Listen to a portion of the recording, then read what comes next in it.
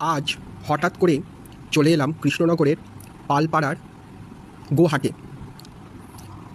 অনেক দিন ধরেই হাট দেখার খুব ইচ্ছে ছিল, তো সেই ইচ্ছা পূরণ করতেই এখানে আসা। এসে দেখলাম যে হাটের কথা শুনেছি পড়ার বইতে, বাংলা সাহিত্যে, ঠিক সেই রকমই প্রতি বৃহস্পতিবার এখানে হাট বসে। সপ্তাহে ওই একদিনই হাট বসে। হাটে কি আছে আর কি নেই, জামা কাপড় থেকে শুরু করে শাক সবজি, মাছ বাজার, মাংসের দোকান, জুতোর দোকান সবই উপস্থিত। দেখে বেশ ভালো লাগলো, অন্যরকম লাগলো। তাই ভাবলাম চটপট একটু ছোট করে ভিডিও করে নেওয়া যাক। যেমন ভাবা তেমন কাজ।